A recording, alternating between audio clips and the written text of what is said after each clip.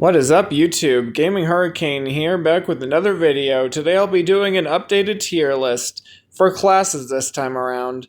I actually got pictures like last time. I don't know why the pictures of the classes themselves in the game don't work properly, but it's just something about the way they're cropped or something. I'm not entirely sure, but either way, this works just fine. To start off with, we got Maharaga. Now, in the skill tier list, I would say S tier, since it's a transformation, it's absolutely amazing. However, as a class, I gotta go A tier. It's good, but it could be better. It has no base moves. It's only really good in the skill builder where you can actually have base moves. At least in my opinion. Next, we got the Attack Titan. This is another A tier. It's really good in the skill builder, but as a class, it's negotiable. Has really good cooldowns and really good damage though. And then we got Yuji. Yuji is definitely S tier. You have to know how to use him. I've seen so many people complain that he's trash, oh he's bad. You have to know how to use him properly. It's not that anybody can tell you how to use him, he just has to fit your playstyle. If you can use him properly though, he is absolutely amazing. Next we got Ultra Ego. Ultra Ego is definitely S tier. Great damage, good cooldowns. His new cooldown has about way more damage than even a Spirit Bomb, and it only has a 30-second cooldown, so that's really good on top of his other moves. Now, Ultra Instinct, that's gonna hurt me. I really love Goku and I love Ultra Instinct, but the way they made him, I gotta go B tier. He's good. He has really good utility with his iframes and everything. Well, technically dodging because it's different than actual iframes with his moves. But overall, the form has little to no damage. You need to pair it with something like Earth Warrior or something like Vegeta and Vegeta, just something that will give him more DPS because he doesn't have it. Next, we got Dio. Dio is a S tier for sure. Great damage, not absolutely amazing, but good because he's also a support. He has a grab move that heals, which is absolutely amazing. It also heals your teammates, which is great too. Next, we got Tanjiro. I gotta go A tier for Tanjiro, to be honest. It's good, it has low cooldowns with good damage, but it doesn't have any iframes except for one move, and you have to be very close to land most of the moves. Overall, I don't like it very much, but it can be very, very good. Next, we got Sid. Sid is definitely an S tier. Just like Dio, he is able to heal. He doesn't have the kind of DPS that Dio has, but in exchange, he's able to use his heal on anything. It doesn't need to hit an enemy like Dio does, and if you're fighting a big boss that can't be grabbed, Sid can heal you. Dio can't. He has to be able to grab the enemy. Not to mention, you can be away from the enemy to heal, while Dio needs to get close to use the grab move. And he has a nuke.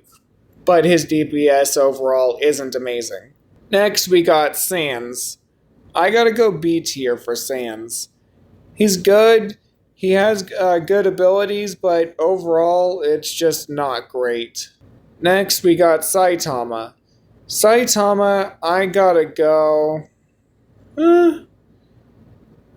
A tier, to be honest.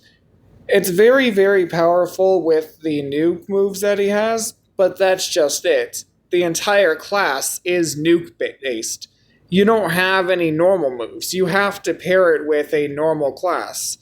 Now, it could be S tier if you paired it with something like Aizen or something that has good base moves.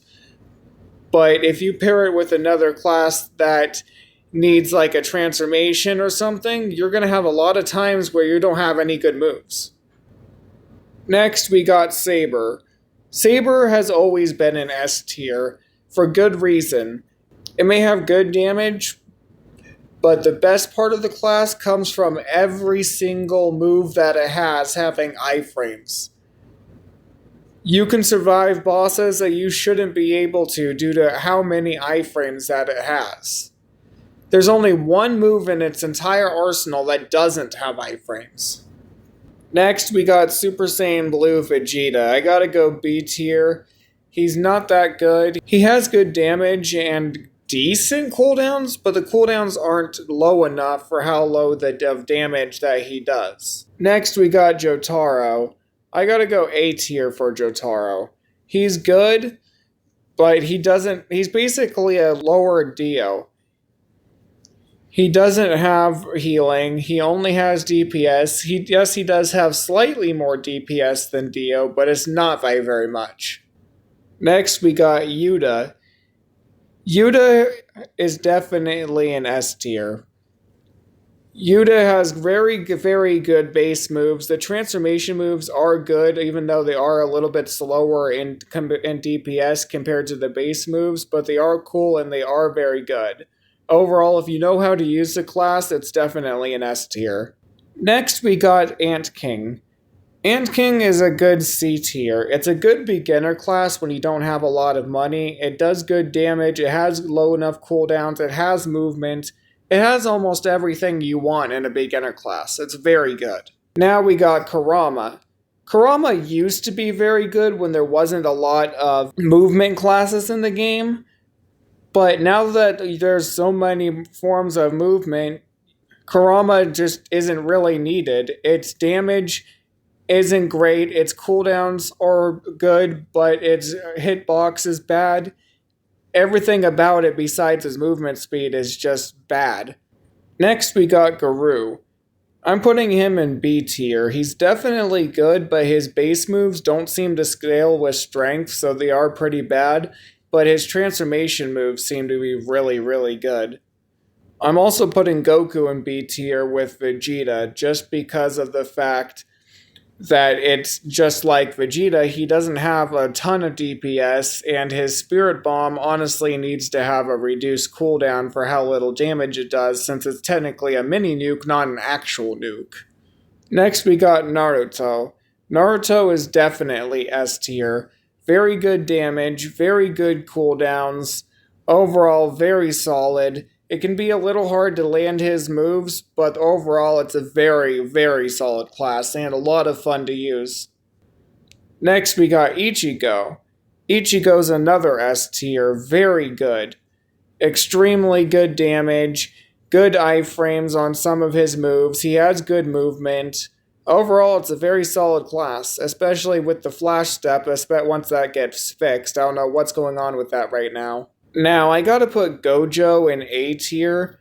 He's good, but I feel like his DPS is a little slow due to how his moves work. He's a little flashy, and he is really good, but I just feel he's not as good as he could be.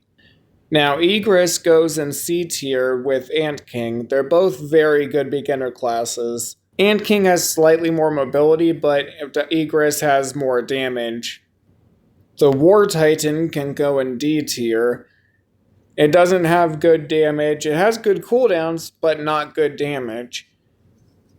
It just doesn't really make it worth transforming into it.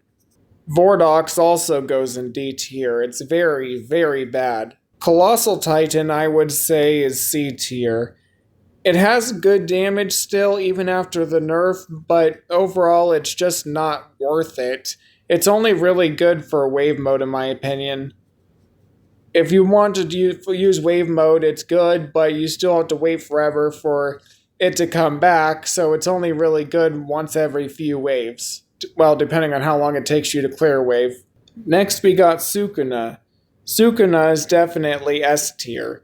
Very good damage. It also has burn damage even though it got nerfed, but it's still very, very good, especially with his moves. His fire arrow can be hard to land, but overall it's a very solid class. Kaido is another S tier. Very good damage, very good cooldowns. Overall, very solid. Dark Hollow, another S tier. Very good class. It has very low cooldowns, it has multi-hit moves. Overall, it's just very, very good. Now, this might be controversial, but Broly, S tier. His base moves, yes, they are horrendous, but his transformation moves, on the other hand, absolutely amazing. Absolutely amazing. Pair him with anyone that has good base moves, and you got a really good combo. Now, Sung Jin Woo goes in A tier. He's very, very good, but you don't really need the strength that he provides. You get more than enough money in a run to be able to afford enough books for whatever you may need. The only time you might need that is if you're fighting Vordox, but that's not even required. I just skip him. He's way too hard for no reason. It's a solid class if you're looking to increase your strength without magic books, but other than that, it's not that great.